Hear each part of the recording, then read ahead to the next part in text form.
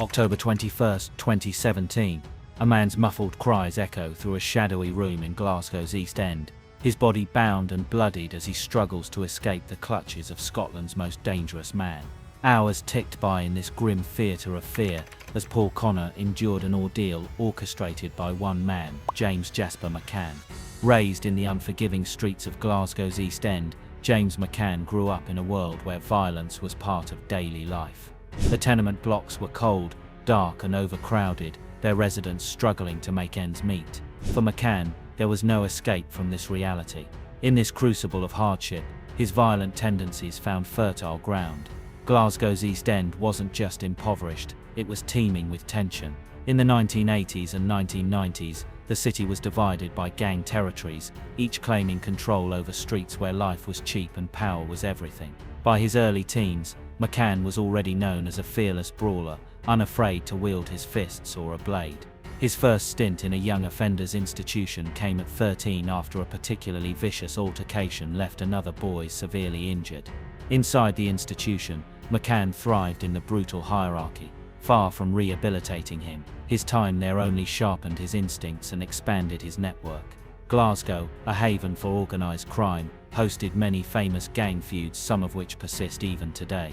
This was a time when gang families like the Lyons and the Daniels carved out empires built on narcotics, extortion and violence. For McCann, this was an opportunity. He started as a street-level thug, but quickly aligned himself with more powerful figures in the city's criminal ecosystem. His alliance with Glasgow's most infamous gangsters was pivotal in his rise to prominence. He crossed paths with figures like Paul Ferris, a name that carried immense weight in the city's criminal underworld. Under Ferris's loose mentorship, McCann gained not only protection but deeper insight into the workings of organized crime.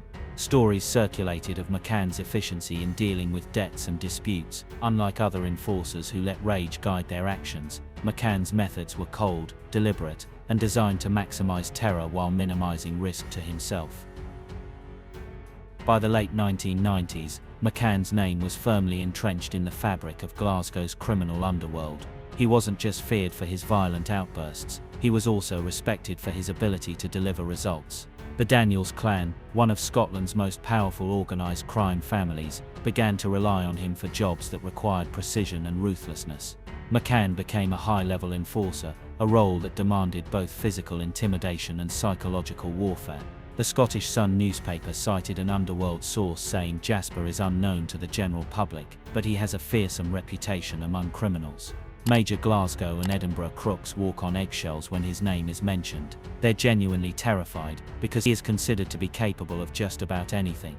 Even when charged, cases against McCann often collapsed because witnesses were too scared to speak out. He was charged with 2 horrific knife attacks in the 2010s, but walked free on both. One charge was for the attempted elimination of garage boss Gordon Archibald in 2012.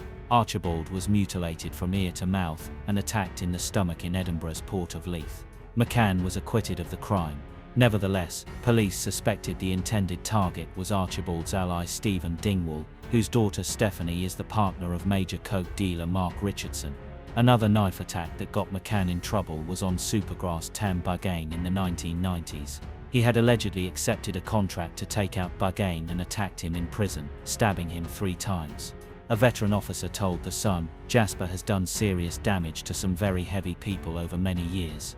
His name has also cropped up in connection with 2 high-profile murder cases which remain unsolved. He's at a level where no one sensible would even think about taking him on.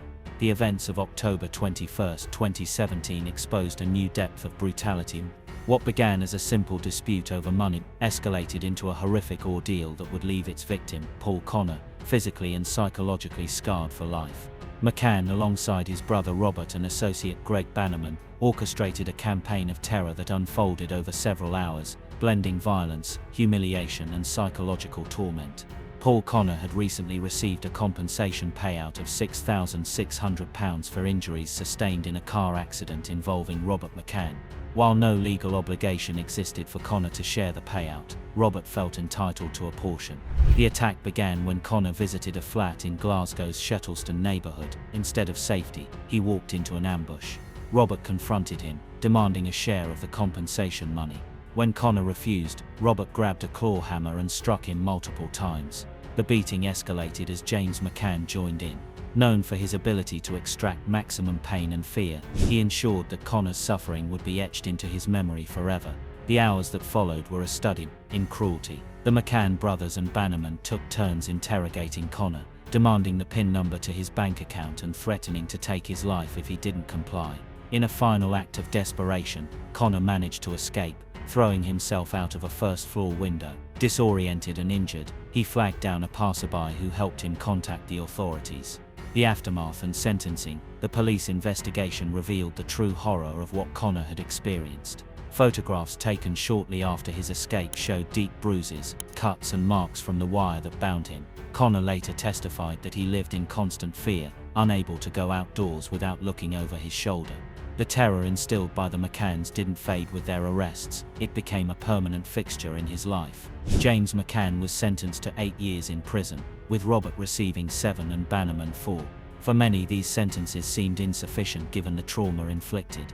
James Jasper McCann was more than a criminal. He was a cultural phenomenon, a figure whose notoriety extended far beyond the streets of Glasgow and into public consciousness. Scottish tabloids frequently referred to McCann as Scotland's most dangerous man, a title that captured the public's fascination and fear. Stories of his brutal methods were recounted with a mix of horror and intrigue.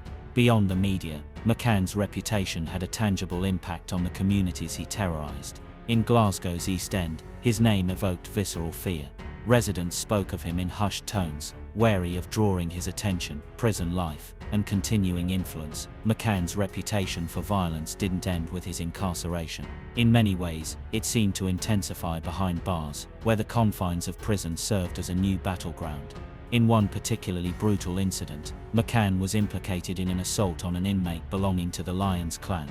Ian Lightbody was attacked during yard exercise, suffering deep slashes to the face and hands. However, payback came quickly. According to a source, Jasper has been a target since the last attack. They went at his face with a blade and gave him a bit of a kicking, but Jasper isn't to be messed with and gave as good as he got. Despite his imprisonment, McCann's legacy continues to loom large. His story serves as a reminder of the damage that unchecked criminal power can inflict and the importance of holding such figures accountable. James Jasper McCann's impact on Scotland's criminal landscape is undeniable. His reign of terror left a legacy that extends beyond his crimes, reshaping how law enforcement, policymakers and communities approach organized crime. With his sentence not scheduled to end until the 2030 deaths, questions remain about McCann's influence. Even behind bars, he has demonstrated his ability to exert control, orchestrate violence, and maintain connections to the underworld. Can the justice system truly contain someone who's proven so adept at manipulating it? And if McCann does re-enter society, will he attempt to rebuild his power, or will his time in prison mark a final chapter in his criminal career? As his story continues to unfold, it raises questions that go beyond one man, challenging us to consider the complexities of crime, justice, and the enduring struggle for safety in our communities.